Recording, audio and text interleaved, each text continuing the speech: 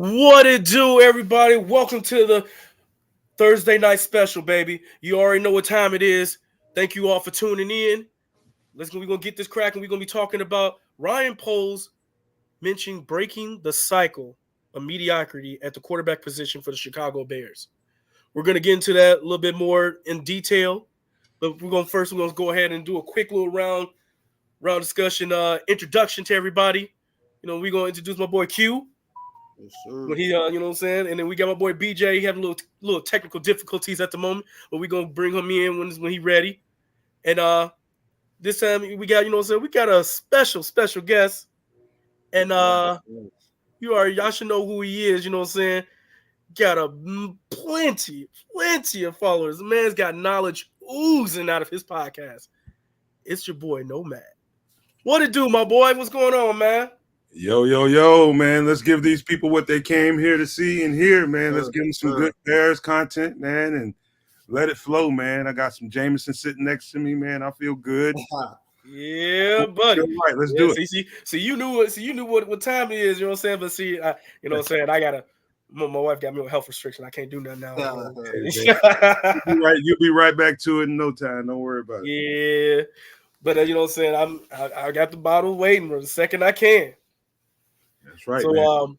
But yeah, that's okay. You know what I'm saying? We're gonna get into this right now. We want to pick your brain, no bad, about your thoughts on what Ryan Poles said about how he, when he mentioned the cycle of mediocrity. What did that mean to you when you heard that initially? Well, I mean, cycle mediocrity is it appears, and I'm gonna be real blunt and honest, man. Chicago, throughout its history, from 85 and beyond, man, just cannot get it right. With the quarterback position, it's woeful, man. And quite frankly, I if I was a player out in free agency, or if I was a player coming in from the draft, this would be one of the last places I would want to go to. And I'm being honest, and I bleed blue and orange. But the receiver position, that's been well said around the league. And I know some people that play. I didn't get to play, but I know people that have played. I got friends, and they say this is where receivers go to die. They can never get the quarterback position right, and those are two major focal points. And that's two of the main reasons why we can never get it right. It's been year after year, decade after decade now. We're talking about decades now. We're not talking about year after year. We're talking about decades. And for some reason, and for whatever reason, we haven't had the football people inside the building to really accumulate the kind of talent, put together the schemes and the concepts, and the right coaching staff to really cultivate people. And it starts to spill out. You know what I mean? And year after year, we coming up short. But whatever.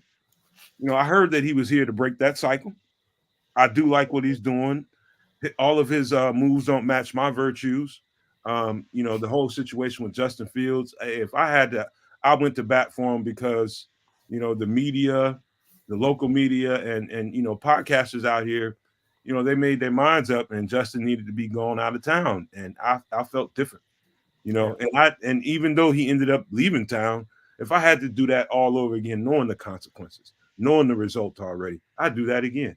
7 days a week, twice on Sunday, because I believe in the kid. I think he hadn't been cultivated. And there's plenty to extract out of that young man. And we saw a whole bunch of it, towards the end of the season. He started to really, really get it. But that's, that is part of the reason why, there's a cycle that needs to be broken. He would have been part of that cycle that was broken had they kept him, but they went in a different direction. It's not going to change my fandom. I'm going to support Caleb Williams like I supported Justin Fields. It's the same thing. Those are Ryan Poles' virtues. All I'm going to do is sit back and watch the results, and we can get to that, to the the pointing fingers on the other side of it. I hope it works. Yes, sir. I just want to go ahead and give a quick shout out to all the people in the chat today. Thank you guys. Love seeing you guys. What's up, Dustin? What's up, Cheryl? How you doing, Whit? How you doing? What's up, Armando? Good shout out. So we got the Nomad crew coming in here, representing, showing much love. We appreciate you guys coming through. And Oh, Cheryl, you had to just bring me down a little bit, showing me the Hulk score. He ain't even score again. Oh, Lord have mercy. Ooh. What up, Patty and Junior? What up? Some no Yeah, maniacs. yeah. Oh yeah, what's up, Patty? I see you up there. Yeah, that's right. You was early on in here right away. So BJ, we were discussing our thoughts of what Ryan Poles said when he mentioned breaking the cycle of mediocrity at the quarterback position. We wanted you to kind of go ahead and share your thoughts on that and how you felt about that when how you interpreted that when he said that. So I took it as if the Bears never had, never developed a quarterback, never developed a quarterback from the ground up. And I think his what he said was we're going to stop that way of handling quarterbacks. We're going to do it the right way. And so I think he wants to make sure that the quarterback is put in the best position possible to succeed. Yeah. Not just with coaching staff, but with players and personnel and environments as well. So I think Poles is doing right. I think he was brought here to change the culture, really, the culture of the Bears organization, because we've never been able to develop a quarterback to the degree, well, not even to the degree of the Packers, to the degree of shoot anybody. I mean, I don't know any other team that couldn't develop not one quarterback. We've never been able to develop a quarterback, at least not in my lifetime. Maybe back in the day, maybe so, but not in my lifetime.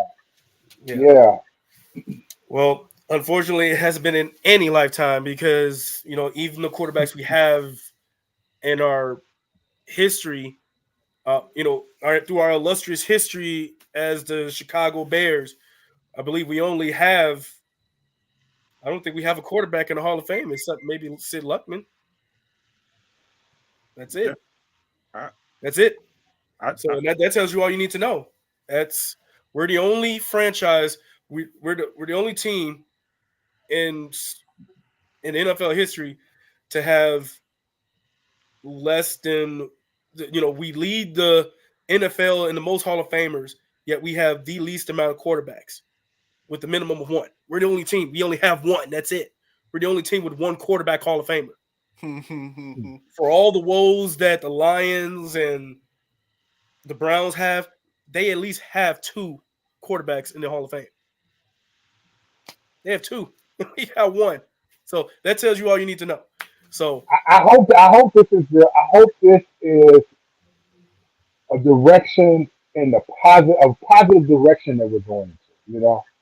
I hope it's not just smoke screens. I hope this is like a legit positive direction we're going into.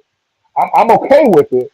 I just hope that this is the right direction we're supposed to be going into. yeah. can I give a couple shout outs to Dobbsy34, one of the No Maniacs. Our Yes, sir. our super producer C Sharp just joined the chat. What up, Chris? I think there's a couple ways to interpret it. BJ, by the way, dope background, man. I'm loving that, man. I don't know what you got going on there, whether that's a flag or whatever that is. I'm digging it though, man. That is nice. I Yes, like sir. that. Appreciate it. But here's how I kind of interpreted everything he said. Everything I said beforehand was I feel like is on par. But here's another little layer to it. I think the turnover. Coaching staff, just not being able to have a consistent. Because when they came here, I looked at Coach Eberflus's DNA, his coaching history, and kind of his ilk, and he Yeah. reminded me of Mike Tomlin. He reminded me of John Harbaugh over in Baltimore. Pittsburgh, Baltimore. What do they have in common? Consistency, right? Yeah. Consistency. So they don't change a whole lot.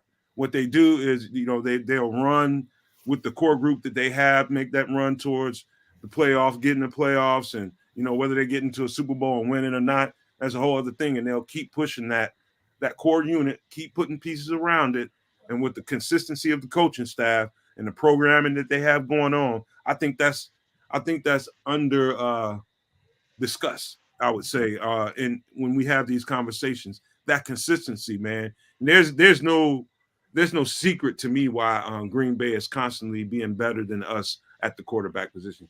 You realize that they've had that system in place since the '90s, Yeah. and all they do is just draft quarterbacks and raise them up, cultivate them in that system. And when that quarterback is ready, they unleash him on us. And so that's part of the reason why I think that's part of the conversation why what Poles is talking about. And I just wanted to make sure that you think about that. There's a reason why Green Bay is better than us at the quarterback position. They've been running the same system since the 90s. We're talking about Mike Holmgren. Came in there and installed that thing, and they've been doing the same thing for years and years and years. And so all they do is draft quarterbacks that have the skill set that fit what they do, and they cultivate them. Jordan Love is probably an average quarterback, but he looks like a great one in that system. Why? It's because they've cultivated him, and they didn't put him out there until he was ready. Yeah. Yeah, That that's true. system works. That system works. Yeah, they tried and true. Go ahead, Q. What's your input on the situation? Well, my input is Poles. He understands the assignment and he understands the Bears' history, which I say mediocre. And he seems like it's not no saying he's doing the complete opposite of his predecessor as far as he's making tough decisions that fans didn't dislike. But when you look at like, okay, he did the right thing, like trading away Khalil Mack, trading away Roquan. Tough decisions that we know previous GMs would not have made. They would have kept those guys around till they was too old. Overpay players, which he's not going to do, and he's building it up from the line on up, man. So he sees the history, like you said, the lack of developing a quarterback. You see the moves he's made this offseason alone is for the quarterback to be successful as possible with the excellent coaching hires. Added Keenan Allen, Everett. It's just, and then the depth on the line he's bringing in for competition is just, I'm excited, man, because it seems like he's really been paying attention to history and he doesn't want to repeat what the previous GMs have done. Well, Jerry Angelo and of course Ryan Pace, that really just dislike. Q, Really can I ask you Yeah. a question, man? Q and BJ, which when we say consistency, I'm talking about longevity, coaching staff, systems. Who are the teams you would point to as they kind of hold the mantle, if you will, about consistency? There's to me, there's a handful of teams that are always in the hunt. They're always pushing, and there's a through line with all of those teams if you can identify it. I would say two come to right: Steelers and the Ravens. Exactly. Steelers and the Exactly. Ravens. And I hope that's where Eberflus is headed. He's still the question mark in my mind, but But again, Cole stripped down the team, so I believe Eberflus is a good coach. We'll find out for sure because there's no more. It's no more excuses now. Yeah. So for me, and again, shout out to everybody in the chats. You guys are awesome. I'm going to get to some of the questions that you guys posed to us in a little bit, but I just want to go ahead and get my thoughts out on the situation. What I brought from that was that it's the past. And he wanted his guy. Same situation when he was there with the Kansas City Chiefs. The fans wanted and they loved Alex Smith. Loved him. However, he wasn't the guy to get them to where they needed to go. The moment they identified the guy they wanted and they felt was going to be the future for them, they did what they had to do to get him. Now, in this situation, it's a little bit easier for us because we got the number one overall pick. We don't have to sacrifice anything. Yeah. We can get him. He's there. That's a unique situation, part of this situation now for us. And is it unfair to Justin and all this stuff like that, that what things he went through? Maybe. However, he wasn't Pole's guy. He just wasn't. And as great as he was, as great as their relationship was, just like the relationship that Alex Smith had with the Chiefs, it's business. It's at the end of the day, just like the Chiefs were at that time, struggling to be relevant again, trying to be known for being Super Bowl champions like they are now again. That's what the Bears are. The Bears are trying to get back to relevancy. We are trying to get back to being feared like we were in the 80s. We are trying to get back to being the Chicago Bears. That is what he is trying to get us to.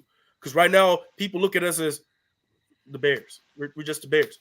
No, we want to be known as the Chicago Bears. And that is the mindset Ryan Poles is instilling in the organization from the bottom up, toward down.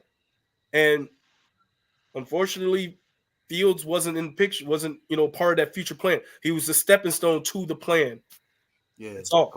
Hey, Leroy, hey, Leroy, do you guys? I get, and I've been in this deep conversation with my guys over on our podcast, man. And I get when you really, really get to thinking about it, you got to understand something, man. I think GMs they're very, very tactful, I would say. And you have to, in order to be a good businessman, when you're running an organization, you have to look 5 to 7 years down the road. You have to come in that, and you got to come in that building with 5 to 7 year game. You have a game plan. I'm talking about you got to be looking ahead in drafts 2 and 3 years down the road. You know what I mean?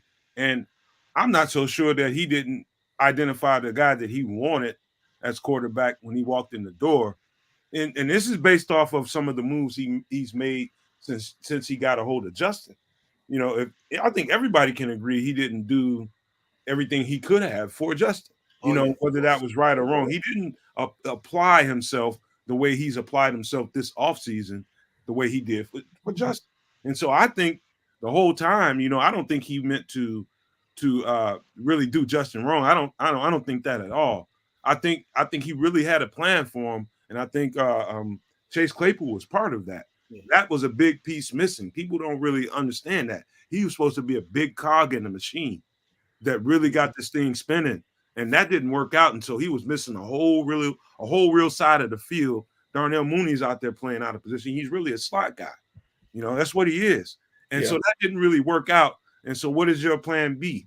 Plan B is the plan A. What I plan to do the whole time, if Justin Fields didn't work, I had a guy that I was identifying. Yeah, sure. And to piggyback off of that, you just made a great point. Poles had no clue that Carolina's going to suck the way they did, and he ended up with the #1 pick. Ooh. So that changed everything. Yep. So let's say Carolina would have won 7 games like the Bears. They're not drafting the quarterback, but they fell into a unique situation where you can't pass up a guy who they're saying is next level. Yeah, next level. You get him on another 4-year rookie contract. It's just time, like he said, it's timing, man. Justin just fell into the wrong timing, and Carolina, who knew Carolina's going to have the #1 pick with this draft class? It was just this goes back to It was just bad time in a unique situation where you can't pass this opportunity up. I don't think he ever planned to move on Justin until they got that first pick of the draft. That's when the wheels got in motion. Yeah, and like Double M said, didn't want to be the guy that didn't draft the quarterback. Plain simple. I mean, that's what it is. Like in that situation, when you have the #1 pick, regardless if you could have traded down or not, no matter how far along this team is, you're in a position to get a quarterback of the future. The last couple of times that the Bears have been in this situation, they found a way to F it up. They out themselves. They outthink themselves. Like we had the shot at Deshaun and all those things like that, and we messed it up. It is what it is. We messed it up. We had, and even further back when we had a shot at when we had a shot at Alvin Kamara, star running back. We had a decent quarterback at the time, and we found a way to blow that. Like, why? Like, we overthink situations. Like, we it's right there in our face, and we let it blow up. This is the first time we've actually had a competent front office in place where it's like we're we sit here listening to the meeting. We're like, well, duh, we know that's what we finna do. Why y'all telling us? We know that if they finna do this, these people ain't stupid. This isn't like, when we had Jerry Angelo and, literally the greatest offensive weapon that was out there in the draft the last 4 or 5 years, and we pick a guy on defense that ain't starting. We like, oh, Lord have mercy. Come on. Or we get a Gabe Kareem or Jamarcus Webb. I think it's deeper than that. So, you know what I'm saying? So it's like Jamarcus Webb. That's who. That's what you were trying to think about last week. Yeah, that's what you were thinking about last week. Fellas, guys, it might be a little bit more layered, because think about it this way: if you were a GM, right, and you come into a salary cap hell, and you strap down, you basically living in somebody that's hoarding, and you living in that house, and you can't really maneuver around in there. You don't have elbow room, and you don't have flexibility. You don't have latitude. If I was a GM, that would be what I would most covet. It would be salary cap and flexibility in it. Yeah. You know what I mean? And every GM walks into a situation. I don't think they devalue Justin Fields whatsoever. I think they wanted for them to get to a point where we would have latitude with whatever we decided to do, in this position that they found themselves in gave them that. They know Justin's talented, and they know they just took a risk of letting basically a nuclear weapon go. And you know what? They feel like they have in the draft, and we can get into a conversation about what I think about the two quarterbacks. I think they've identified the guy that they want in Caleb Williams, and he has the physical traits. He's got everything you want in a quarterback and some. Yes. However, if he's not right, oh boy, I'm telling you, the quarterback. Let me tell you something, man. This quarterback has some eccentric traits about him. I don't want to cast any dispersions against him, because I don't know what his lifestyle is like. But he's opened himself up to the fan base in a way that, how Chicago is. Yeah. And, some things about him may not resonate well in the city. And, I'm okay with that. I'm a guy that's mentored and been a youth advocate my whole professional career. I've taken care of people. That's what I do. I will stand up and go and get into a war for somebody who chooses a different lifestyle because of my background. I've got a sister that's a lesbian. She's my older sister, but I fought her battles growing up. And so I have a different way of thinking. Say it came out that Caleb Williams shows a different lifestyle, and people came down on him. I'm gonna be on the front line fighting for that dude. Oh yeah. I honestly do not care. If that brother winning, that's all I care about. Win. Yeah. Like be as dusty in as Chicago, you want. like we had Dennis Rodman. Need I say more? But the question is, what if he doesn't win? Then all those negative things are going to come out. That shouldn't matter. That part shouldn't even matter. That shouldn't even come into the equation. The pressure is immense, man. It's a very strong possibility, man. You got to remember. Yeah. Talented as that dude is with his arm, he's a rookie. He's a rookie. And the rookie curve, that whole thing that happened with CJ Stroud, I haven't seen that. That's an anomaly. I haven't seen that. Let's hope it's something you can't expect that. You can't expect that every rookie to come in and play like CJ. I mean, but in our situation, he should. Yeah, he should though. Yes. He should, but you can't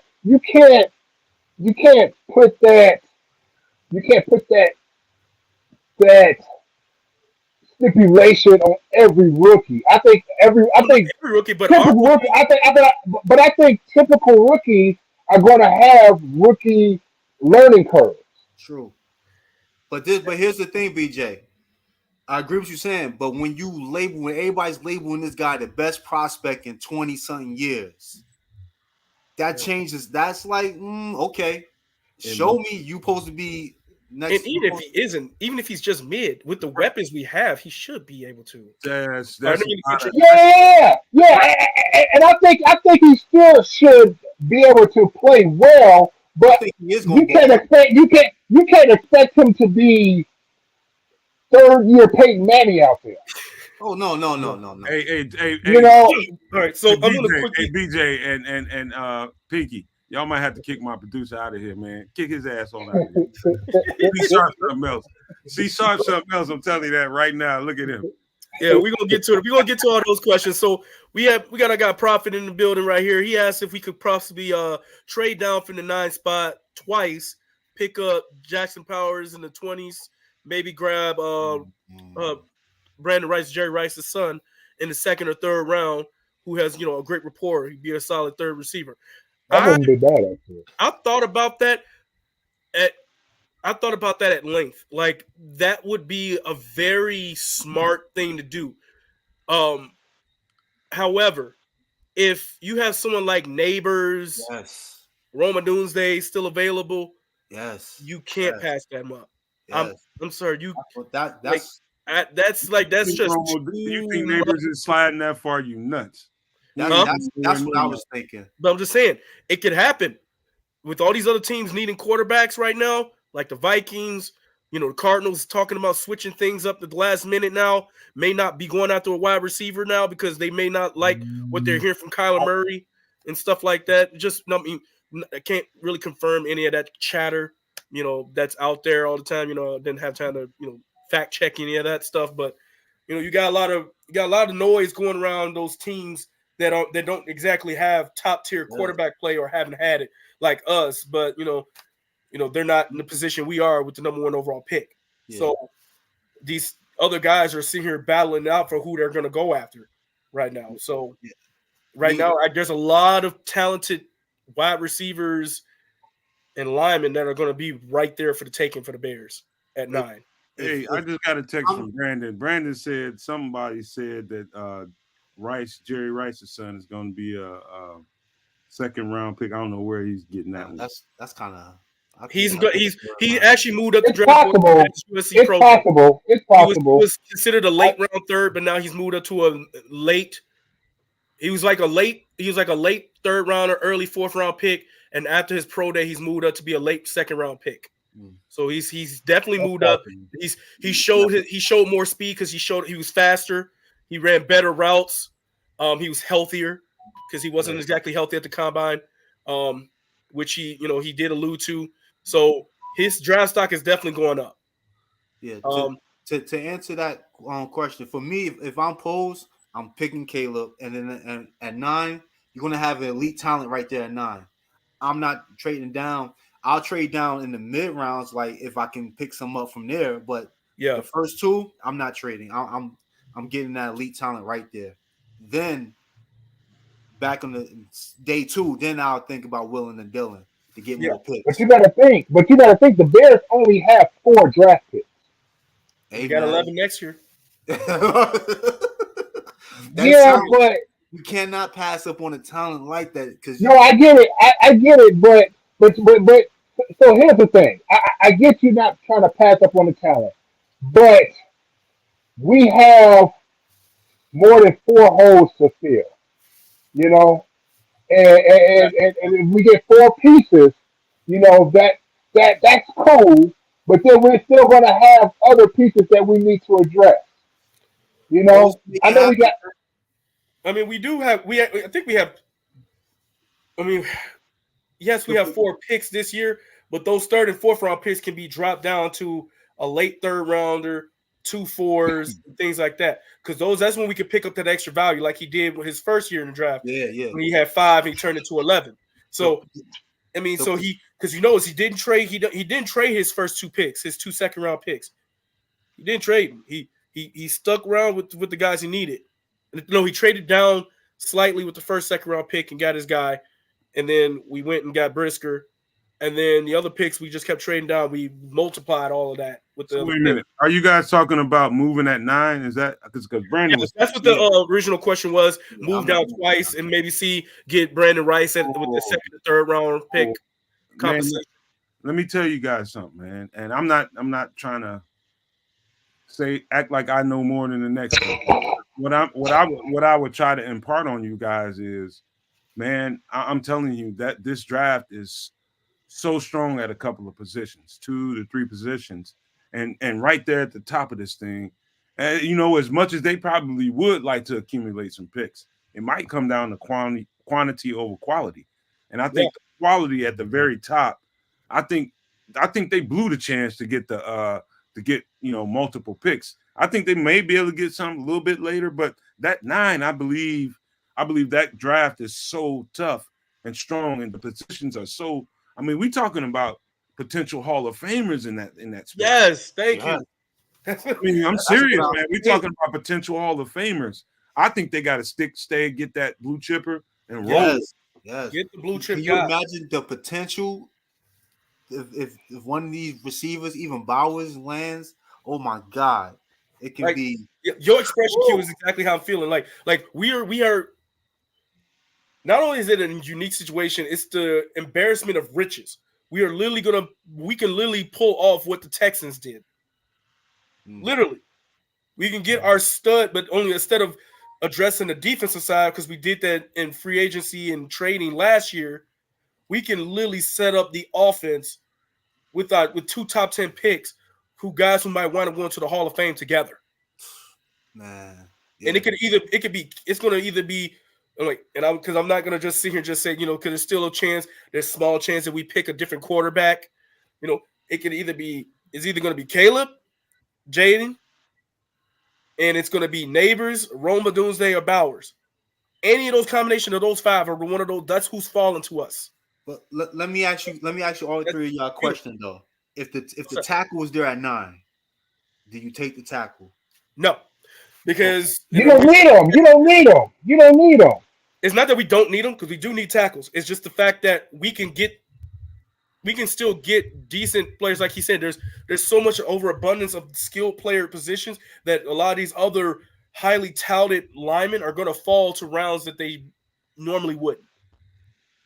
Because everyone's going to be looking for the edge rusher, the top flight wide receiver, tight end, and stuff like that. So a lot of these great linemen are going to fall. You're going to obviously get those teams that are going to go. They're going to overpick for that lineman because they probably have an established quarterback and they're trying to get a young blue chip lineman on the cheap. So teams like the Chiefs and stuff like that, they're going to probably luck into getting one of these nice linemen because they don't necessarily need the skill position guy. They got the quarterback that can cover up that blemish, but they need better protection.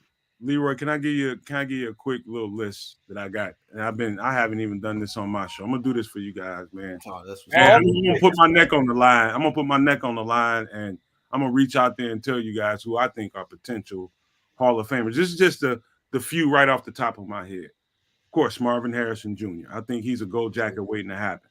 I think Malik Neighbors could be a gold jacket waiting to happen.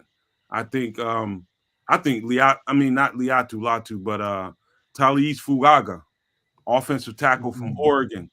Yeah. Man, if the people that are listening to my voice or checking us out in this chat, if you haven't checked that, he's different. Some people say Joe Alt has a gold jacket potential. Some people say Fashanu. I believe Brian Thomas Jr., the other receiver from LSU, is probably the steal of the draft and has very high upside. We're talking about people love Romo Dunze. I like him too. But I think if he falls to the wrong team, he can get kind of lost in the struggle. He could be, depending on where he goes. And this is just a few guys I know on top. I'm talking about Caleb Williams. You put him in there. You put Jaden Daniels in there. I really think a lot of, let me think. I think Jared Verse has some potential too. That's what I like too. There's so many dudes, man. There's so many dudes, and all of those guys fall at 9. They're within our grasp. Oh man. Yup, you just said it, man. Yeah. That's exciting.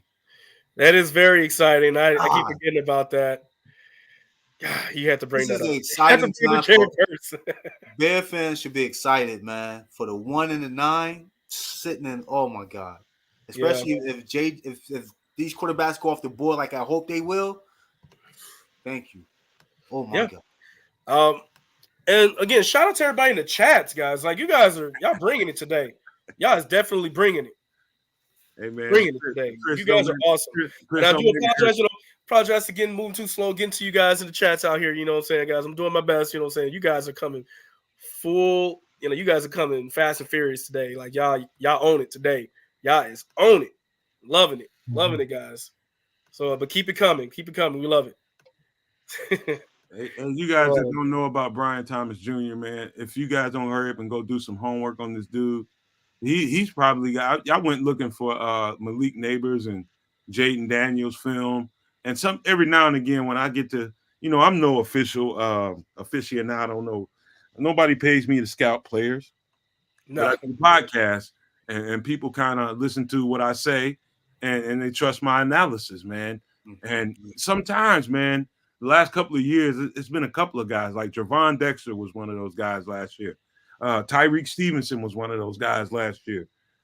Actually, what's his name? Darnell Wright was one of those guys last year. Fortunately, we drafted all of them. I went to go watch other guys on those tapes, and I ended up watching those dudes. Nice. I know every last one of those guys, man, except for Darnell Wright. I actually went with the intention to watch Darnell Wright, but I went to watch other guys on these other films. I mean, dude, I'm telling you, Brian Thomas Jr. will make you, if you're watching, if you just start with the highlights like I tend to do, and then I go to the all 22 stuff. If you watch the highlights, man, you get to watching those highlights. Brian Thomas Jr. is going to stick out to you like a sore thumb. And if he goes to the right team, he's got the right personality. He's going to fit in anywhere he goes. He doesn't have that alpha personality where he's going to be demanding the ball. Like Neighbors is going to be that kind of guy. Neighbors is going to be that kind of guy. He's a dominant person. He's got a dominant personality. He's going to dominate the ball wherever he goes. And I don't think we have a shot at getting him. So Marvin Harrison is not that type of guy either. He's not that type of guy, but he's a B-type personality. But Malik Neighbors, you're going to have to feed him. But Brian Thomas Jr., I'm telling you, he's going to be the steal of the draft, him and Talise Fuaga. Okay. That's interesting. I like Brian Thomas. I think he'll be a steal like in the third round for us. Fingers crossed, you know, as long as you don't keep talking him up and then people find out how good he is. Oh, that's the game. I'll shut up there. I ain't going to say nothing. You know what I'm saying? Because if we decide to go defense, we still need that top flight guy that's like the under the radar Neighbors with a different mentality. You know what I'm saying? So, and to be honest, I think the Bears do need a Neighbors type of attitude at the receiver position, something we hadn't had since Brandon Marshall and Alshon Jeffries. We need that. We need the alpha dogs. You know, the two alpha dogs that that's in the quarterback's face saying like, "Look, damn it, I was open. I don't care if I didn't look open. Throw me the damn ball." We need that type of dog. Now, granted, we got two dudes who can just flat out get open, but we need that guy on the team that's like, "Look, throw me the damn ball. I'll get open," kind of guy. So we need that kind of mentality. And until you got that kind of guy. Yeah, we don't have that guy. We don't have that guy. And once we get that guy, I think that will help the team because then those type of dudes breed competition, especially when they're young and you got veterans on the team and they see a young dude that's going after it, so they come get it, and then he proves himself out there. Because that's the one thing I like about Neighbors. He can prove, he can back up his talk. I mean, he's been doing it all season. He did it all season with LSU. No matter who the cornerback was, I mean, you got two of the top corners that were in the SEC, and he lit them up for a combined 300. I think it was 300 some odd yards and 4 touchdowns. He lit those guys up. So I'm guessing you guys like him over the kid from Washington. That's a question for all three of you guys. Personality. I like his personality. It matches the game that I think his personality matches Chicago very well. I think his personality I think the fans will endear to that type of attitude right off the bat. They'll feed off of that type of energy, that young, don't know no better kind of energy. And I think that's something we needed. Like he had the attitude that we wanted from Claypool, but with the production. Let's put it that way. Like Claypool had the attitude kind of, but he wasn't putting the production out there to back up anything that he was doing in practice. So that's kind of where I see that at. So you guys are Darcy mentioned something about running backs here, bruising running back. So she mentioned your show earlier, your earlier video, That's a good having a discussion about a bruising running back, and Oh yeah. due to the new tackling rule, so we didn't get a chance to touch on. You thought maybe having a better, having a thunder lightning combination. So, what are our thoughts about drafting a running back? You want Uh, We me to, got three. you We want got me to three you want running me to backs. you want me to kind of I'll kind of frame that for Dobbsy 34. Shout out to Dobbsy. yeah, Um, what Brian brought up. So Brian is he's a bastion of knowledge. Every now and again, man, that guy comes up with something. And shout out to Brian. He's in the chat right now. yeah. What up, Brian? Man, appreciate you. So he just comes out of nowhere with something that I like to fashion myself as somebody that thinks about everything. And so here it was. So we were talking about Kids was on the show talking about why he would like the big dude from Tennessee. I forget the running back's name all the time, Derrick Henry, right? He wanted to see him come over here in free agency. And we went round and round about that. And he was talking about Braylon Allen. We featured him on our top 10 running backs. Braylon Allen from Wisconsin. If you guys haven't checked him out, hell of a Oh yeah, Yeah. yes hell I have. of a I'm take there. from here in Wisconsin. He's a stud. And Yeah. he was talking about that in reference to the new rule about the hip drop tackle, right? You can't swing and kind of pull a guy down, and those big backs he felt like would be a huge benefactor to that new rule. And so what he was saying was a guy like Braylon Allen, who's a 6'4", 245-pound running back that moves like a 5'11", 200-pound running back is a asset up, what? You know what I mean? Because Yeah. you can't deal with him in the normal way an NFL defender would deal with a big running back. Now you gotta either hit him straight up or you gotta horse collar that guy. Mhm. That's what you love dealing with. And so that was the point. And so yeah, Brian brought that up, and I was just like, oh, I hadn't thought about that. You got a point there. You can get a real big running back, and you can have a distinct advantage with that kind of rule out there. Yeah. Yeah, for me, like I think we got the running backs. We got we got Swift, we got Herbert, and then we have Roshan. Now we can't get extra picks by trading Khalil Herbert. He has some value with another team, most likely, if we decide to just go with the 2-back system and possibly pick up an undrafted rookie or something. So there's all types of avenues we can take. But for me, I honestly don't think trading down is the right thing to do. Too much blue chip talent, Yeah, in the top 10 to trade down. So yeah, I think we stay with that.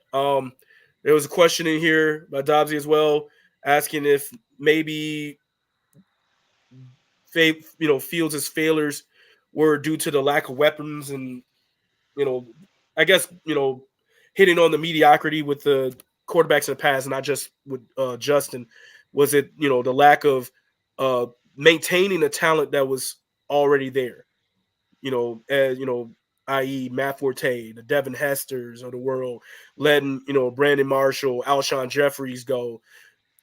Could that contribute to the downfall of the quarterbacks? And the answer to that, yes. That was absolutely part of the horrible cycle of mediocrity that the Bears have suffered through on offense in particular. You get traction, and for whatever reason in the past, we decided to get real tight but with the money instead of, our pockets overflow on the defensive side. And I never understood why it was that way. You know what's worse than all of that? You want to know what's worse than all of that? What was that? It's timing.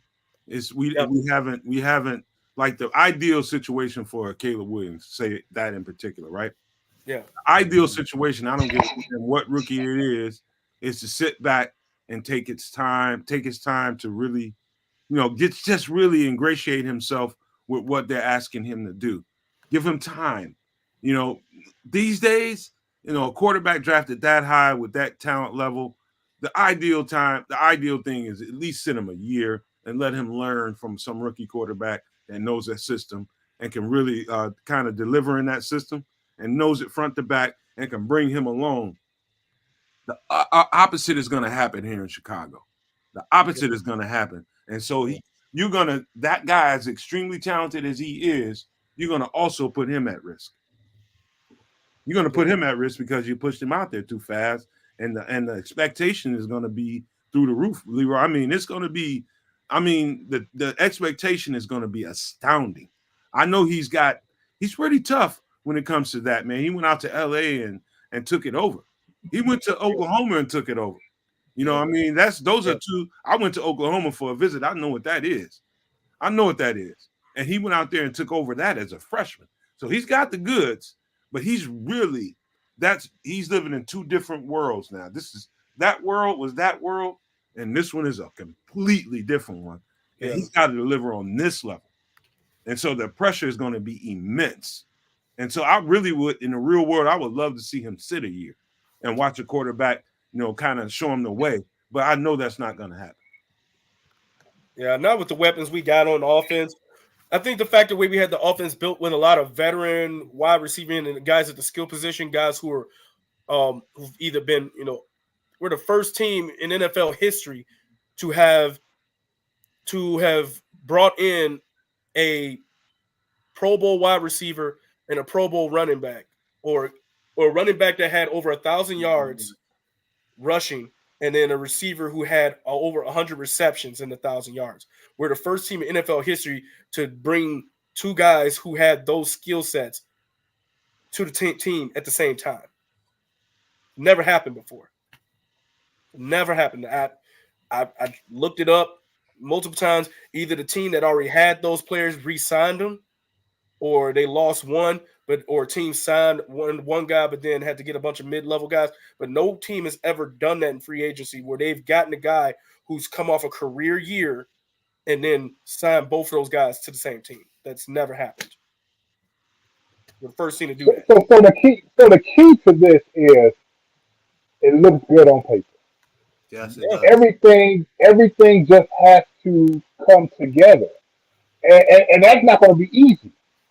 It's not going to be easy because you have all these different personalities, and everybody got to learn. Especially the new guys got to learn to figure out everybody. Then you got a rookie quarterback, and then you're talking about bringing in another receiver.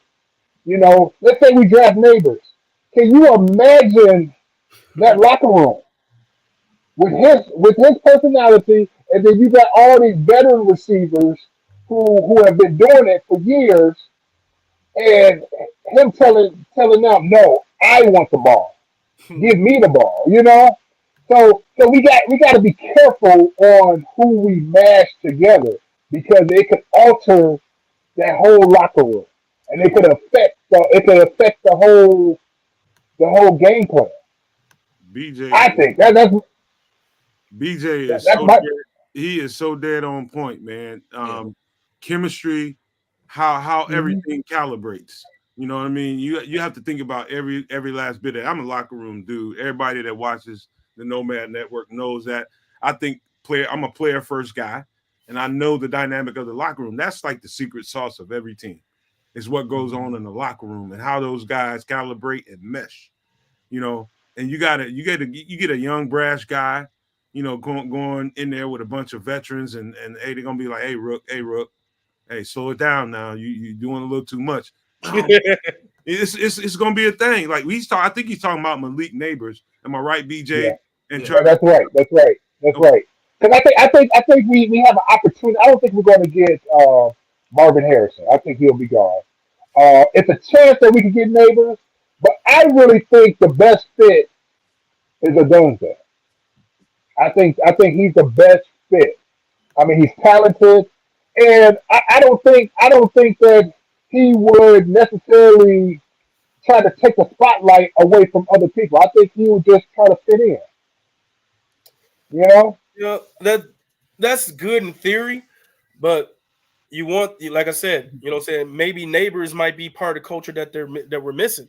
We don't know that, I mean, maybe if he's catching everything, the ball's not hitting the ground, he's beating his guy, and he's, and if he calls for the ball and he does something about it when he gets the ball, trust me, when I say those veterans, they're gonna be like, hey, if he open, give him the damn ball. I could promise you, if he ain't out there dropping the ball when the quarterback's giving him the ball like the other rookies we had doing so far, if Neighbors is catching the ball and he burning people for touchdowns, it's a wrap. And shout out I to you, mean, Patty, for showing some love about showing love to my background. I appreciate you. Um, going through the going through all the chat real quick. Showing some love to everybody. Sproles, man, you've been on point, man, with a lot of your analysis and a lot of your comments in here, man. I appreciate you in the chat today. 10 Bears, Turbo Duran, you know what I'm saying? You guys are awesome. You guys are coming in. Say he's gonna make a diss song. Hey, whatever puts the Bears on the map, right? So I'm all for Eminem trying to give a diss rap. You know what I'm saying? It's all good. Last person that got a diss rap wound up winning the Super Bowl, a la the 2010 Packers. So there you go. So if it worked for them, it'll work for us too then. Hey, you guys are building up a solid following, man. I like what y'all are doing over here, man. Appreciate your love and respect, my friend. I remember this, man, when we first started. It was a lot like this is right now, man. And it's going the way it should be going, man. Y'all doing your thing. Y'all definitely doing your thing. Just don't get discouraged ever. And just keep pounding and keep putting out good content and believe in it. Oh, yes. Best believe we will. We going to do everything we can because, like, you know what I'm saying? We don't get paid for this. We do this for the love of the game, for the love of the Chicago Bears. You know, I'm a film junkie. You know, I sit there and spend the money for that all 22 film and huddle stuff. And I do it mainly, it started off with me just doing it for my son, getting him ready for football. And then it turned into what I do now, what I'm doing here on the podcast now.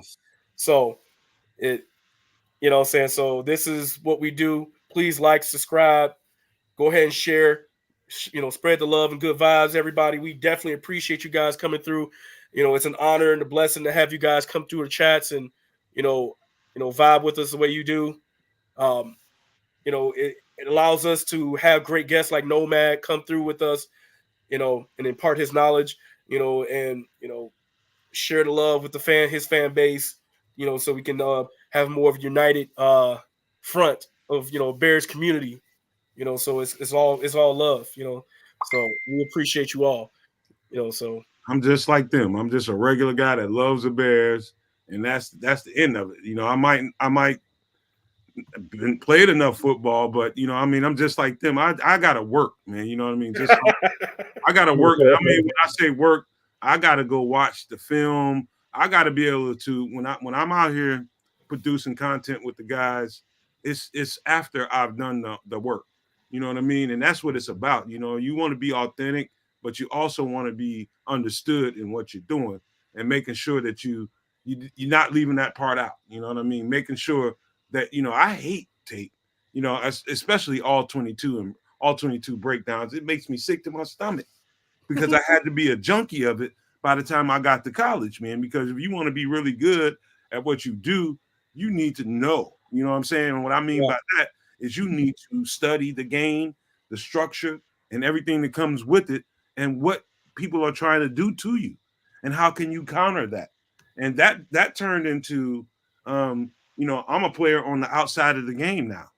I'm still a football player in my heart, but I'm on the outside now producing content for people and trying to make it make sense for like me, the dummy, that doesn't know everything about football. You know what I mean? And trying to relate it to people who don't know everything that they want to know. I try to break it down and make it as simple as possible.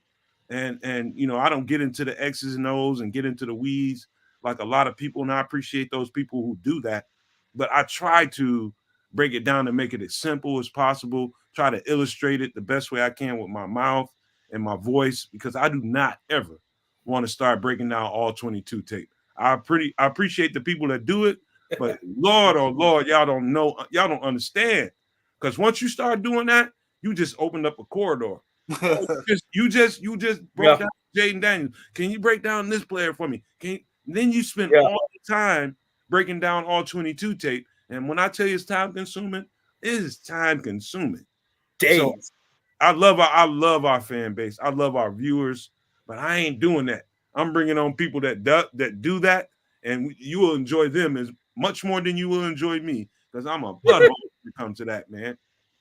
Yeah. Hey, man. And that's why we appreciate your show. and we appreciate you having you as a guest on our show as well, man. Because we appreciate that, man. So it makes the show great. That's why I'm subscribed to your show as well, my friend. I So appreciate it's but yeah, I understand what you're talking about, man, because I love doing that all 22 film stuff, and it gets a little stressful, you know what I'm saying? Especially for me personally with the whole breakdown, breaking down Caleb's film, comparing it to Justin Fields, and people are asking me to do that, and trying to figure this out with the guys we signed, and then breaking down their tape. Yeah, it gets frustrating. It definitely does. It definitely does, but it's still rewarding, you know. It has its rewards, It's still fun for me though, so I I just enjoy want y'all to know I'm on a crusade, though. I it. want y'all to know that, man. I just want y'all to know I want the people, the viewers, and the fans of the Chicago Bears, the fan base. I want the whole city of Chicago to know this, man. I want you to know this now. We got to get rid of them 100-year-old socks, them striped socks that we got. They got to go, man. They got to go. They got to go. We got to get them to Yeah. uniform. Well, maybe it will. Maybe it will go away. With the new stadium and stuff like that. Maybe a new structure will be informed. Maybe a whole new design and everything will come. I think that's possible. They too traditional, man. Hey man, if they don't put them in some locker room somewhere in some storage shed and never see them things until they have a classic game, use them things for a Hall of Fame game, and that's it. Put them damn things up somewhere, man. Don't pull them out. Get some solid You colors. talking about the 1920 socks?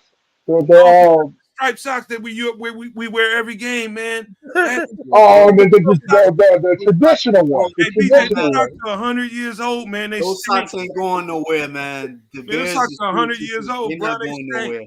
That's what I'm saying. We can't expect that to change. Maybe they would change the design when we decide to get a new stadium. Maybe. So Maybe they will do that. So BJ and Q, I want you guys to kind of get on this question right here. So is anyone nervous about Yeah. This is the one I wanted to talk to you about. This is the one I wanted to talk to you Is about. anyone nervous about the team's look? How the team looks great now, but could that evaporate in 2 years? Wide receiver room not as ideal as everyone thinks. Allen's on a 1-year deal. DJ has a 2-year deal. Very little debt. DJ may walk business.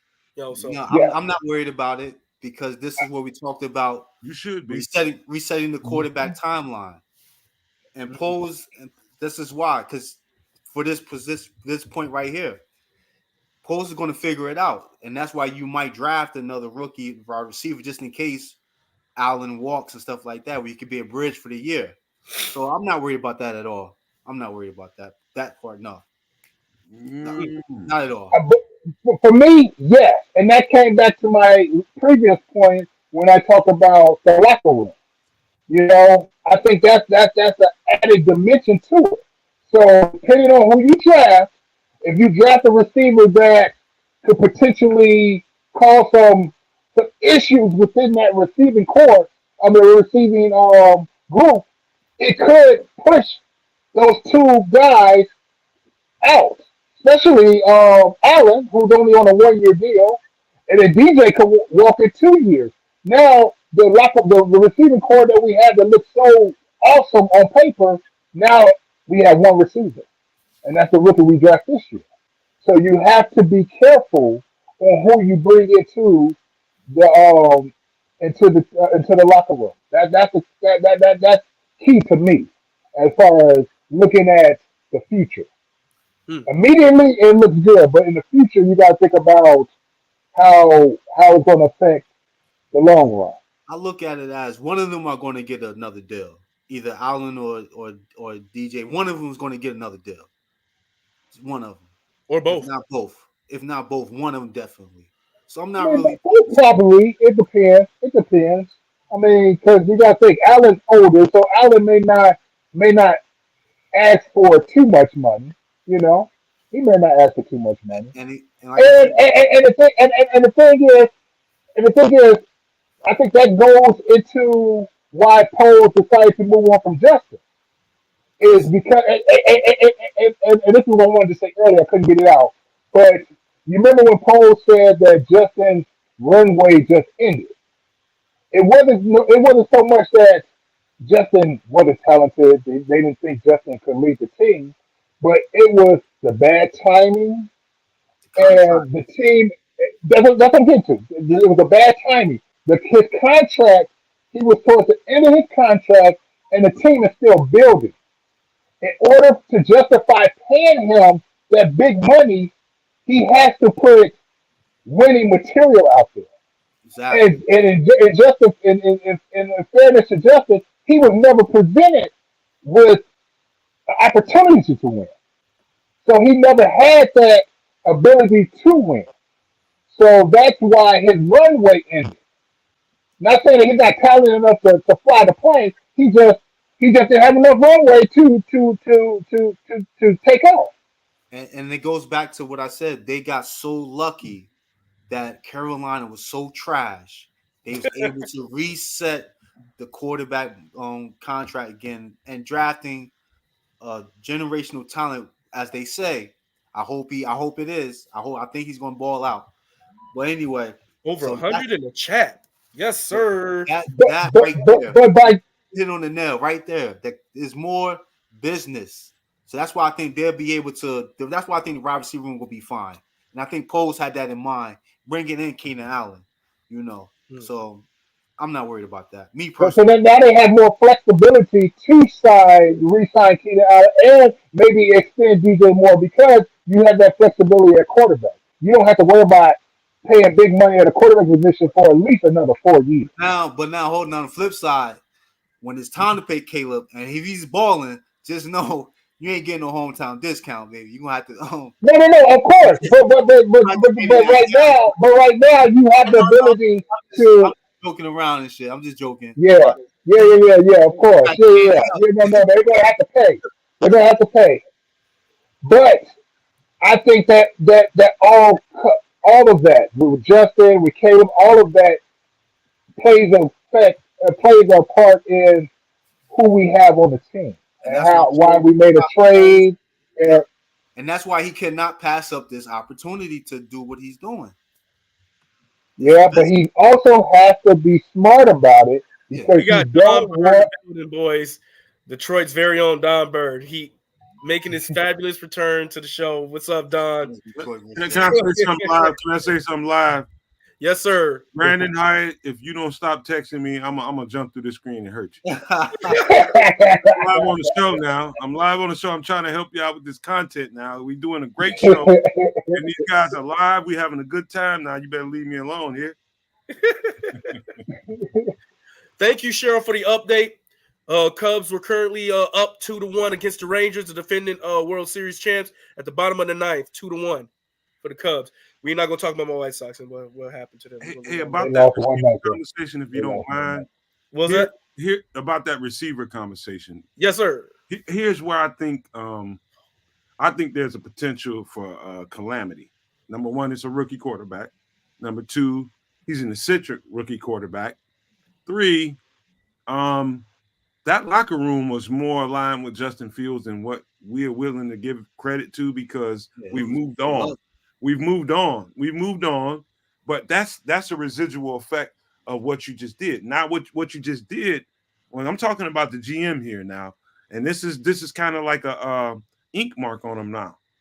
He's he lost some goodwill. If Mm, unless you real about this, you're not willing to admit this. He lost some goodwill in that locker room yeah. because what I heard was the after season meetings, the outro meetings when everybody goes off on their own in the summer and do their thing. Um, it was understood that it was unanimous they wanted him back, Justin Fields back, and he didn't Yeah. bring him back. That's that's something that I think we're gonna and we're talking about a rookie with a whole lot of pressure on him. With a whole lot of pressure on him. That means that you're gonna have to deliver fast and prove to somebody like DJ Moore, Absolutely who's up agree. for a contract, that it's worth doing this again. Can I even trust you right now after what you just did? You know what I mean? Yeah. That's something that people don't want to talk about, but that's real, man. I That is agree. real. And you know what? No, man, I think you absolutely hit it on the nose. But what Pose did was smart too.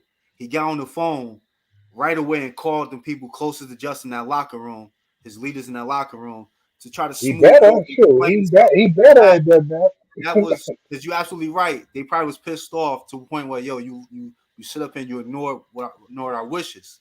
So he hopped on. He hopped on fast to try to smooth it out as much as possible. But Caleb Well, definitely but the thing is, the key is that before he made the trade, he called those guys. He let them know ahead of time and explained the reasoning. He gave them a reason and told them it wasn't just simply just business. It was just, look, is this the bad timing? Plus, it was a joint mutual decision as well. Fields was already fed up as well. Leroy, you might be whitewashing a little bit now. I think he lost. I'm not trying to whitewash. I'm just, I'm going about, what he lost a little bit of credibility now. Now, I mean, maybe I'm not saying he didn't, but he lost. He didn't. But I'm just saying he was. I still think the fact that he was real enough to tell them beforehand, because he knew he was going to feel some heat. Yeah, I know I don't think that he's going through this unscathed. I mean, you'd be blind, it's asinine to even think that. He had that mindset like hasn't lost some respect in the locker room at some capacity. If his respect level was at 100, it's down to 85 right now. Oh yeah. So I'm keeping it real, but I'm just saying I respect the fact that he called them up as men and like, hey, look, yeah, I understand this is what we talked about. This is what we wanted to do. However, with this situation, we got to go in a different direction. We talked to Justin over time, and we feel this is what's best for us. They don't like it, but like they said, they even said to themselves, it's a business. Smart. It's very smart. Very smart. But you know what I'm saying? Are they going to be still mad at him? Yeah. But if they bring this rookie in here and these guys are professionals and they do what they did last year, and they excel on what they did, individually, and they help this rookie out along the way, I mean, there's no excuse for us not to be a playoff team. And then that gets them, over that mental hurdle of being upset about Fields. And eventually you start respecting your GM because, like, okay, he made a tough decision. We didn't like it. I mean, that was the same situation everyone went through with Roquan. Roquan was a leader of the team. Yeah. Eddie Jackson was a leader of that team. They got let go too. Well, Eddie, everybody was ready for Eddie to go. Everybody was ready for him to go. Oh, not so much on the defensive side of the ball. Yeah, Brisker, a lot of those guys were pretty vocal. DJ was pretty vocal that they were upset about that too. They understood it business-wise, but they weren't happy about it. I think we more or less talking about, okay, you said his goodwill probably went from 100 down to about 85. Is that about right? Yeah. Like I'm saying, if they had his, like, as far as like trust in him, like, right. The trust value that they may have been, if it was at 100, it's at 85 right now. I don't think it dropped too low because they see that the man is still doing his best to build this team and his image. They don't really have room to talk. You're a 7-10 team. Now, if this team was like a 10-7 team, and you getting rid of the quarterback, then I can understand you having some gripe and being like questioning this man. But y'all were 3-14, and now you're 7-10. You're building something. You ain't there yet. There's no room for them. There's nothing that they could really build on to say, like, you may have wanted Fields, but did you do enough to keep him here? Well, I think the bright side of it, Leroy, is I think they picked and chose well as far as the draftees, some of the guys they brought in free agency, and the pieces that they have around. I think there's a maturity to that locker room that can overcome. This is just the bright side of everything we're talking about right now. The bright side I choose to see is they have enough maturity and enough leadership in there to override, some of the malcontent that might be going on after what just happened. And so if you were to ask me with truth serum, can they overcome what just happened? I would say, yeah, I think they can. But there is absolutely a world that exists that if it doesn't happen fast, it can unravel fast. That's true. That's very true. That's very. I don't want to breed pessimism, but I'd be a fool as a podcaster not to acknowledge it. That's why I believe. That's why I believe Caleb. If Caleb has to come in and he has to hit the ground running, man. Because I'm sure he's not no fool. He know how much Phils was loved in that locker room. He has to be himself. Got a problem with you, know, man. She said those socks are fire. And why you doing me like that now? You know we got to get rid of them now. They got to go now. You ain't helping now. I'm kind of with them socks fire, bro. Plastic look is fire. Can you guys hear me okay? Can you guys hear me okay? Yeah, we hear you, BJ. You good, brother? Okay. Hey, Whit, you want to see your boyfriend walking around in his slipper and some striped socks? No. Those socks ain't going nowhere, man. Oh, bro. Yeah, you really don't like them socks, huh? I hate them in Memphis, man. I mean, that's all we know. That's all we know. You know. Okay, BJ, think about it. Think about it. Just look back at some games. Look at how many players keep those socks, that the stripe part of their socks as low down to the ankle of the shoe as they can, because they got the tights on under it, so they can showcase the solid colored tights. They don't want people to see the striped socks. You got to be able to pay attention. Read the room. They don't like the damn socks. The fan base is caught up in 85 nostalgia, and they don't want to let it go. Well, you need to address this with the equipment manager. He ain't gonna help. Tony, you ever seen Tony meddling?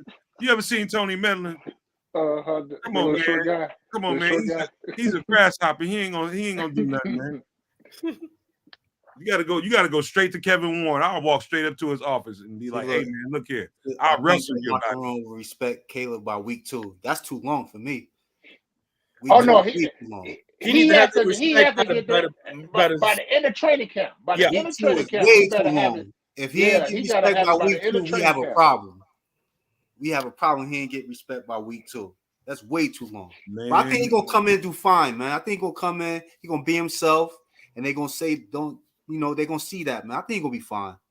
Man, y'all got me on this podcast. Y'all finna hear some stuff, man. Because it's like the one thing, like the one cure all for everything is winning. Winning is the best cure all for everything.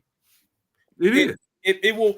I guarantee you, if we start our season off 3-1, 4-1, 4-2, or something like that, I can promise you, ain't nobody in that locker room worried about what the hell Justin Fields is doing and who all got released. They're gonna be like, oh shit, we about to go 5-2. We you know what I'm saying, we can start locking stuff up, you know what I'm saying? We keep these games going, you know what I'm saying? Oh, we got a nice rhythm, or our offense is doing really good. Our defense, we in the top 3 still. We balling. Ain't nobody gonna give a damn. But if we don't, then we in trouble.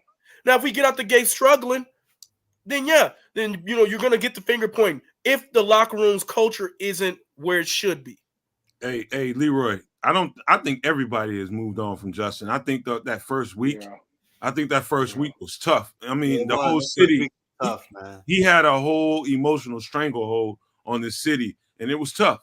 I can't lie to you, man. I was part of that crowd. But after letting it sink in, let me tell you something, though, Leroy. Yeah. If they don't come out swinging and putting W's on the board, and instead of coming out and struggling like black folks in the 60s, marching and carrying on, man, trying to get equality, man. Bro. You broke the struggle. You come out there struggling, hey man. That chance of signing DJ Moore, Pierce is getting ready to go out the door. So you got to come in and win, man. I agree. They got. My man said we can't go out there doing the Malcolm X. We starving. That brother. No, man, we can't be struggling, man. He's absolutely right, man. They got to start off hot, man. They have. Yeah, we do. I agree with you. We do have to start off hot in order to get the respect and to keep the team together. We start off slow, but if we start off slow, that's more coaching. Yeah, it's time for just gonna be gone. Hey, hold on, JB squared. You're dead to me. Get out of here. You got them socks. Got to go, JB. I'm sorry, man. They got to go, man. Hey, what my boy say? Scroll said, can't wait till Breast Cancer Awareness Month when Caleb throws a 400 points to his pink shoes. Yeah, buddy. Hey, I'm all for it, bro. Like, I don't really care. You know what I'm saying? And to be honest, people were reading too much into it because he was just showing support to the women's USC Trojan team. Oh, but he had a nice clap back today. Oh yeah, I saw that. I feel for him that he even had to do it. I feel for him that he even had to do it. But one thing he better understand: the internet is undefeated. So yes, sir. The internet is undefeated. So he better don't go up against the internet, boy. Hey man, the internet does not lose. You guys really thought about there's a three-prong situation. If Caleb Williams is just not only eccentric, he chooses a different lifestyle. Have you guys thought about this down the road a little bit? Is the NFL ready for that? To be able to buffer and really raise up a guy that may be like that. Number one, I don't think he is though. I don't think he is. Might I not just be. think I get what he's saying. I get what he's saying with this. I'm interested in answering this question. Is the city of Chicago ready for that? Is the locker room probably the most important thing? No, if he's a baller.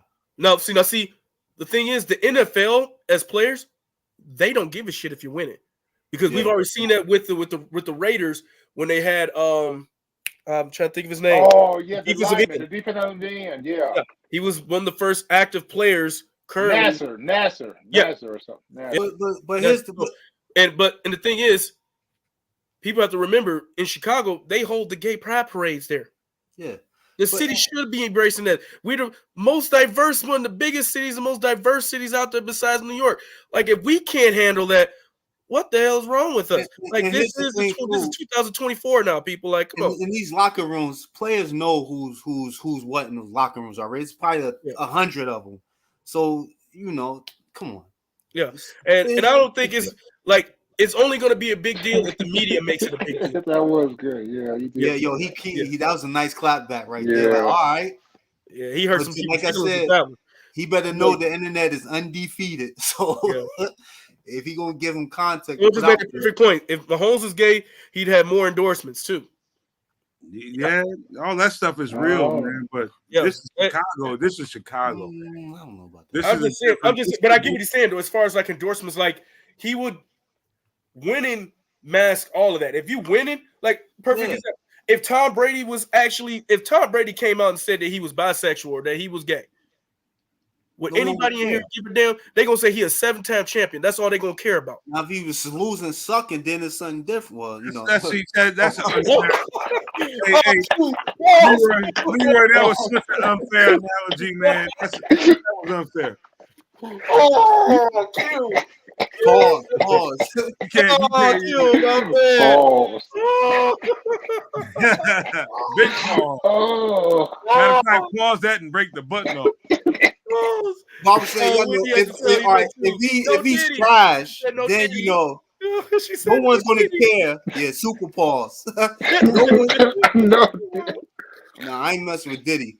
No, I ain't messing with Diddy. Diddy got them hitters. But no one's gonna now. If he's trash, then it's gonna be a different conversation. But it shouldn't care either way. But unfortunately, we still live. It is what it is. Yeah, Diddy, man. Diddy might be pregnant, man. I heard. I don't mess with Diddy, man. He got them hitters. Them hitters show up at your doorstep. Back trunk. Take that. All right, man. This went way off the. Hey, man. Look. Oh Lord. Hey, we love our people in the chat, man. So they keep us going. We get wild up in here. We love you guys. We got over 150 in the chat, 160 over in the chat. We got over 160 in the chat. Killing it in the chat today. You guys are awesome. Oh man, the only player that cares is the center. That's true. Hey, but what's funny though? When he was doing that wave, that's what they said he gonna do when he get drafted. When he hear his name called on draft day, that shit took me out, man. Oh Lord. Man, we might be revolutionizing the league. It's funny to me, man. Please hit that like and subscribe button, everybody. We definitely appreciate y'all. Real talk. I'm looking like this. When he destroys them teams, I'm like, this zesty quarterback killed your defense. This zesty quarterback just lit your defense up. Italian dress zesty.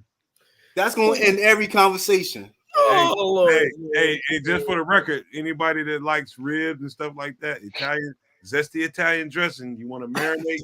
That's the way to go. Yes, sir. Oh my God, bro. We didn't take this show off the rails, bro. It's all good. It's all good. Brandon gonna hurt you, man. Oh Oh man. Lord. Nah, man. It's all love around here, baby. It's all love. So with that being said, we talking about, how the fans may, take them and how the locker room may accept them. How do we feel about the coaching staffs as far as like the development of these rookies? Like, that's going to be the biggest key. Like, is this coaching staff that legit? I think so. Well, on the defensive side, we know for sure. On the offensive side, we're about to find out. And I think that's so. my concern.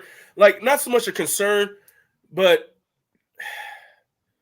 I'm nervous because the Bears have never had an all-star cast coaching staff on offense. See? We've never had, guys who've won awards at their respective positions. But here you go. You got to do the Ryan Poles. You got to leave the past in the past.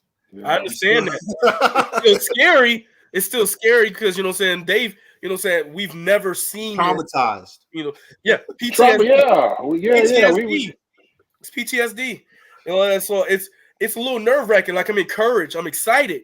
But I'm like, it's nerve-wracking because I know you want to see it happen. Gonna go, I know if our defense has like a little shortcoming, we can just pick up a piece here or there to get us back where we need to.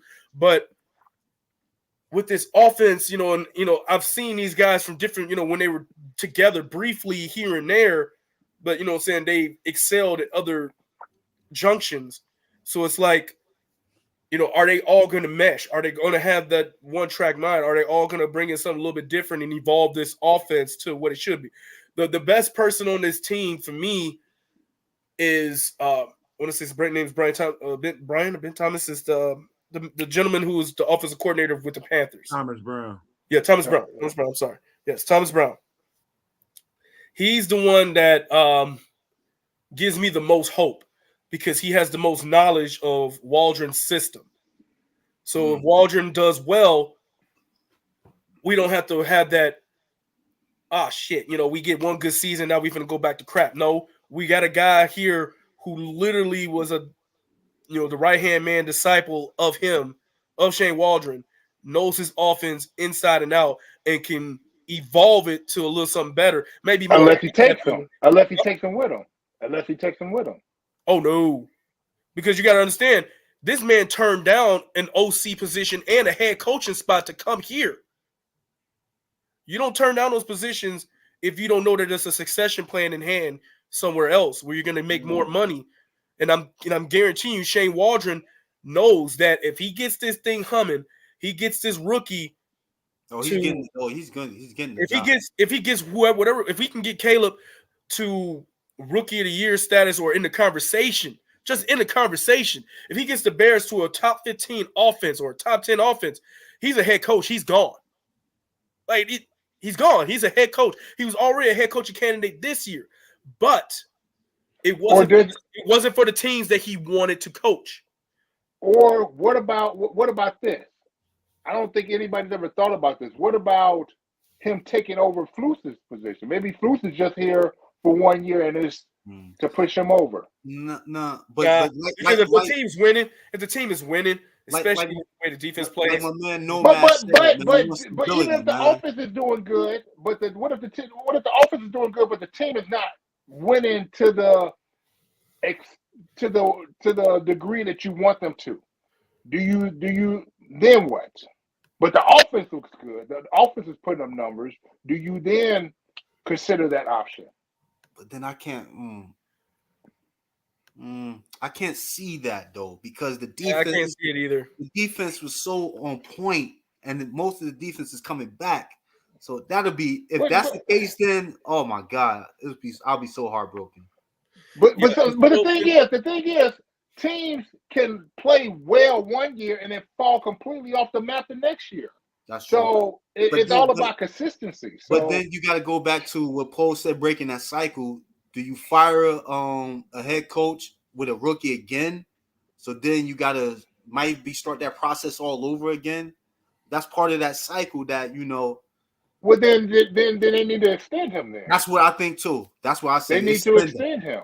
I mean, if you're gonna break that cycle, if you're gonna give the keys to Eberflus and say, look, this is Because your like quarterback. my man Nomad said, he asked us what stability teams, the Ravens and the Steelers.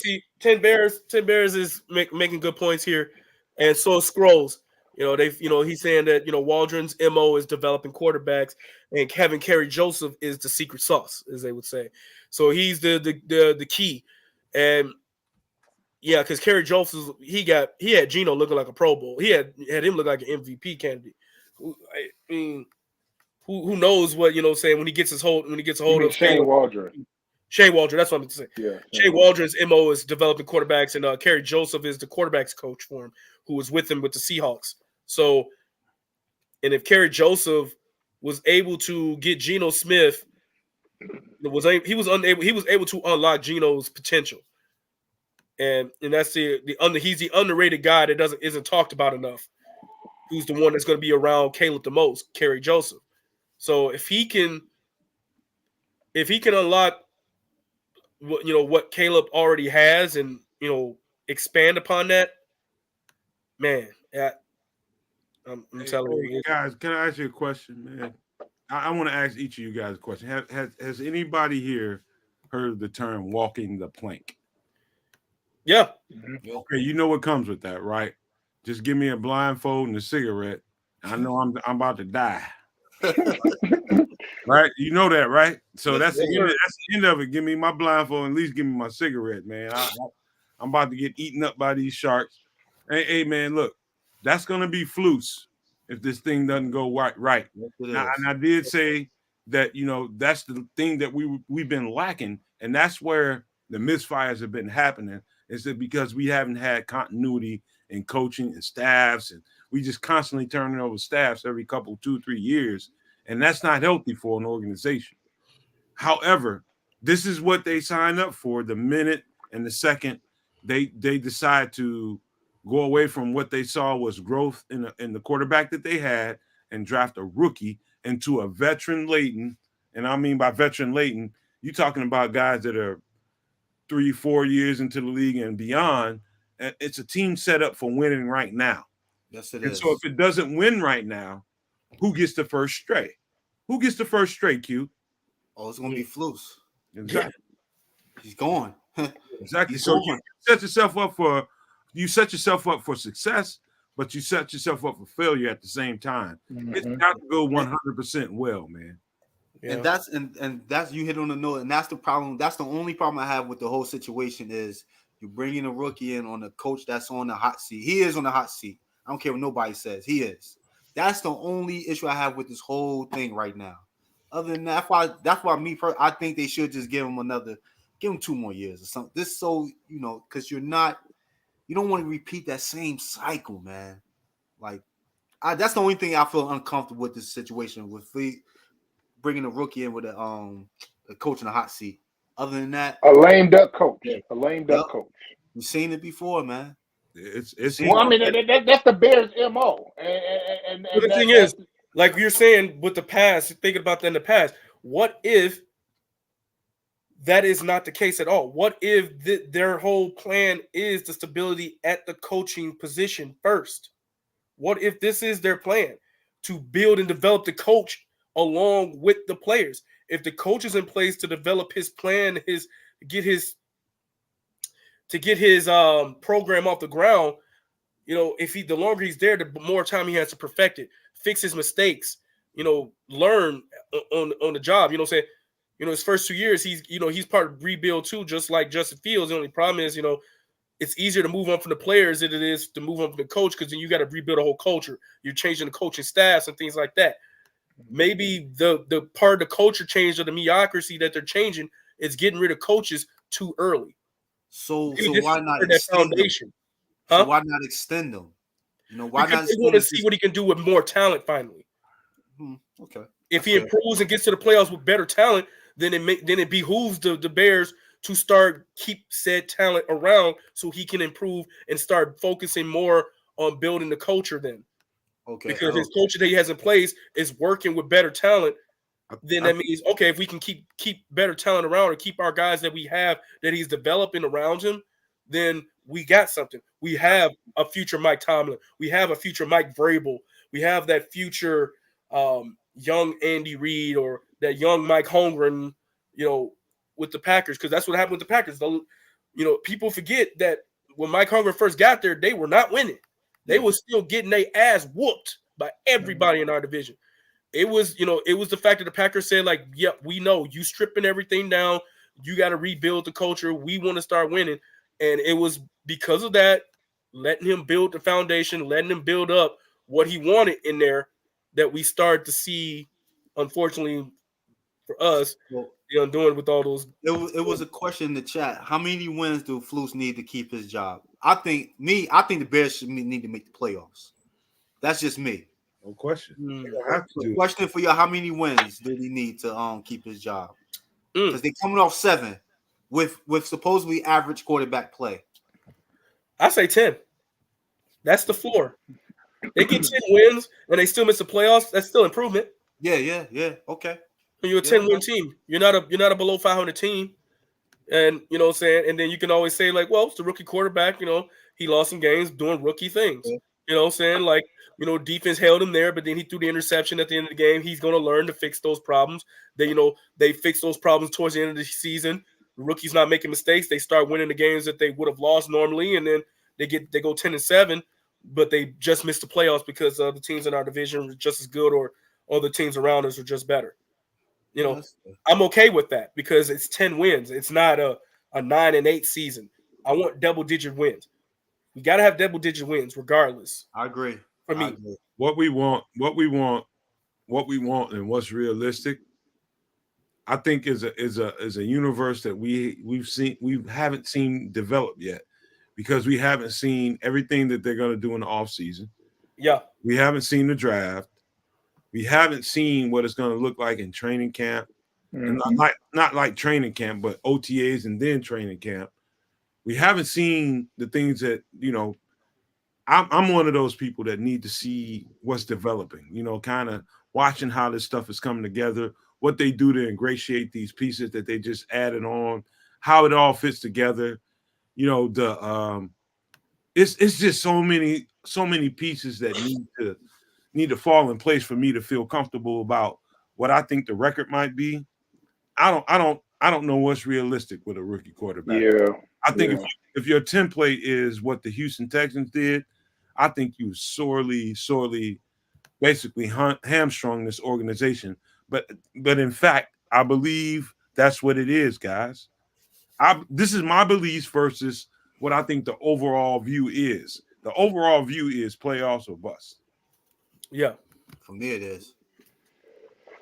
So overall view.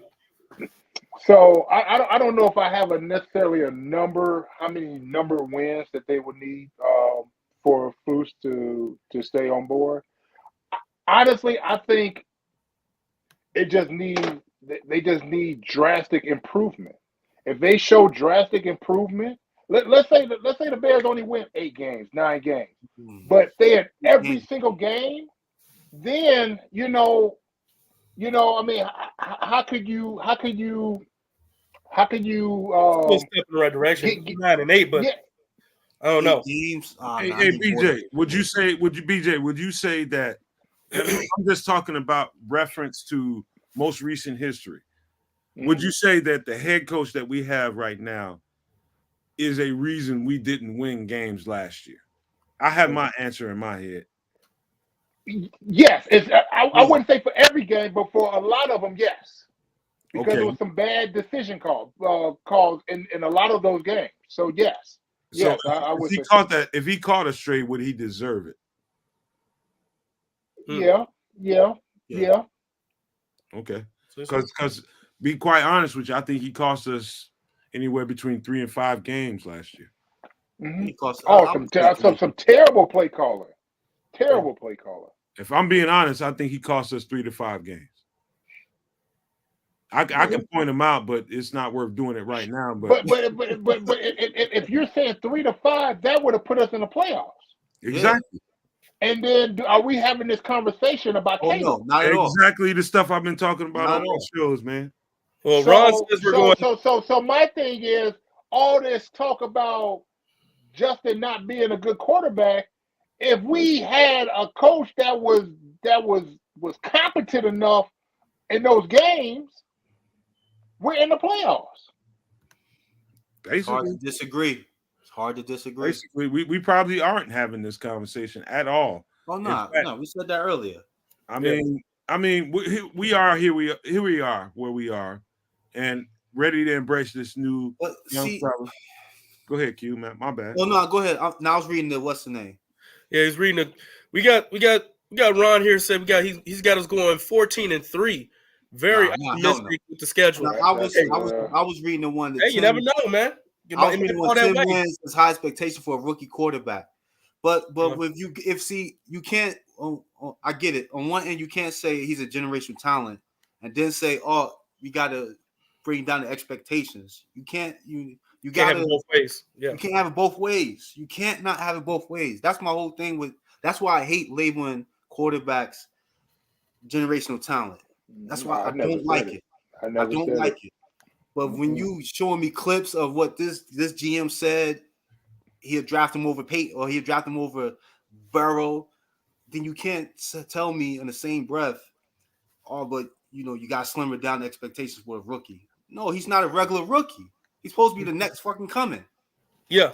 Hey So- Q, you want to let me tell you, you want me to tell you what the difference is, and what I think the difference is, what the coaching staff saw, the GM saw, and versus Justin.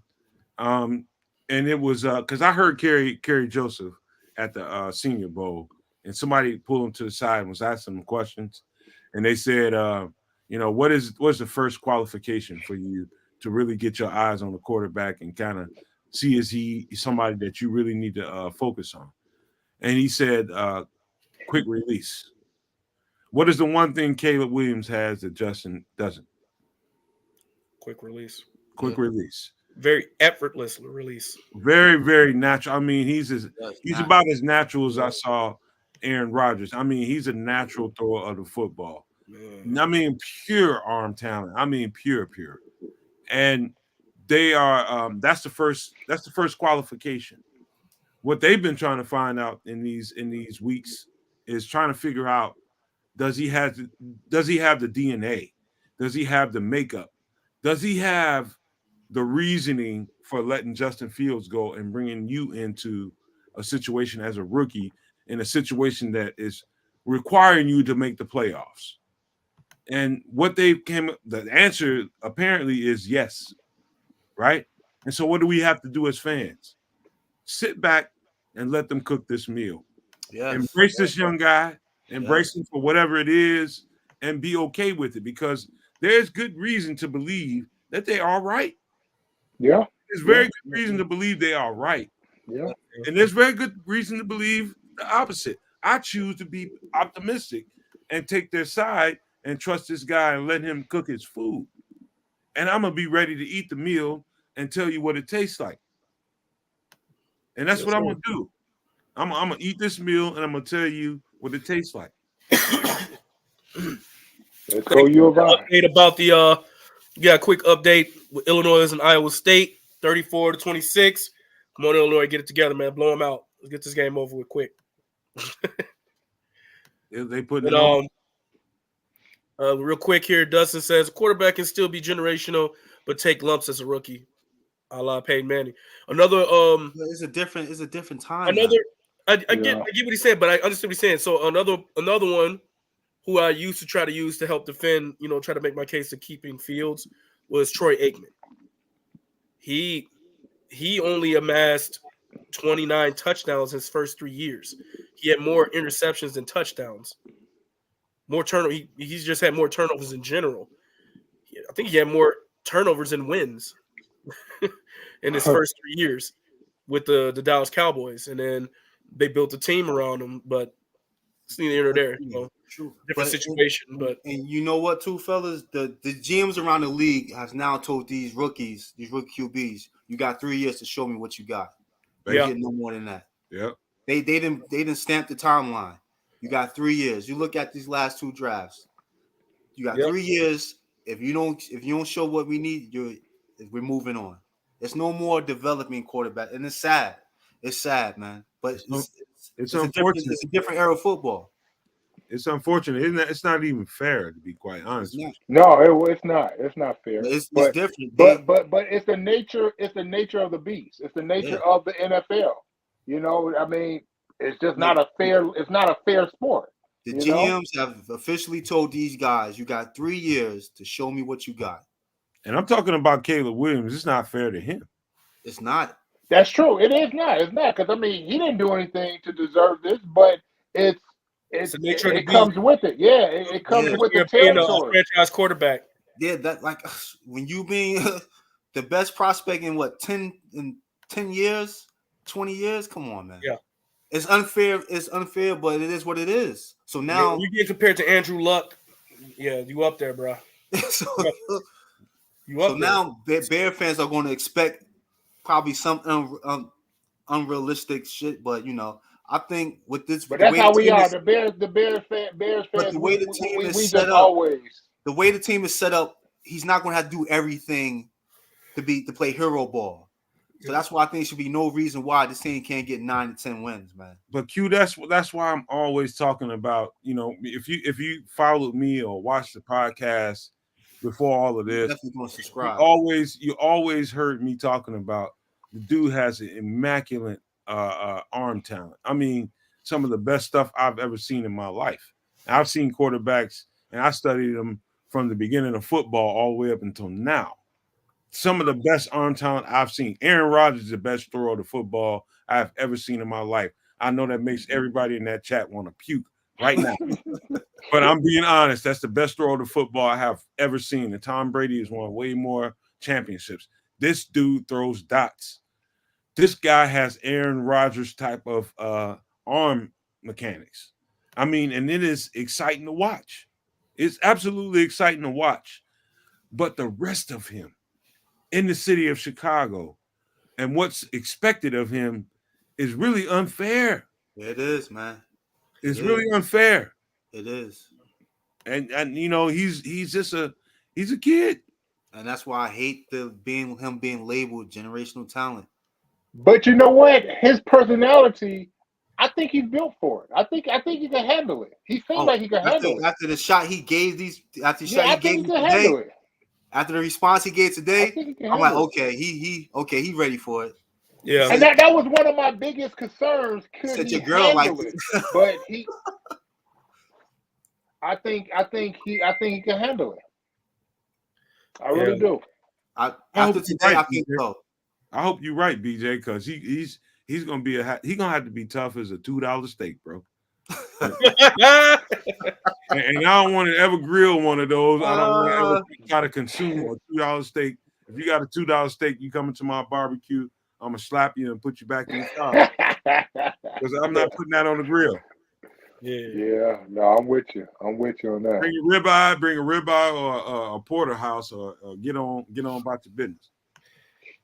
Now, with that, I'm going to get me something to eat. So we're going to wrap this on up tonight, guys, because now my boy No Bad got me hungry. Got a big brother hungry talking steaks and stuff over here now, man. Brother starving for it. It's been a great show today, guys. We had over 200 people in the chat today. We appreciate all the love and support. Please hit that like, subscribe button. Gotta get those likes up for us, please. We appreciate them. And just all the questions and all the response. We appreciate that. We tried our best to try to engage you guys. Sorry, you know what I'm saying? We get into our conversations. You guys give us such great questions to talk about and things to discuss that we can't get to everything right away. But we will definitely try our best every time we're on the show. So please tune in with us, daily, as much as we can. We have a show Mondays, Wednesdays, Thursdays tonight, and Fridays. And we try our best to try to get you shows on the weekend as well. So we bring you content as much as possible. Please like, share, subscribe, keep those good vibes going. And shout out again to the Nomad Nation. Y'all guys showed up. Bro, y'all showed up. We showed out. That's right. Thank you. We appreciate you guys. Thank you guys all in the chat for showing out, showing love. And as always, Chicago up, bear down. Fair enough. Love you guys. Peace Love, out. All right. peace, hair grease, y'all. Peace. Yes, Yes, sir. sir.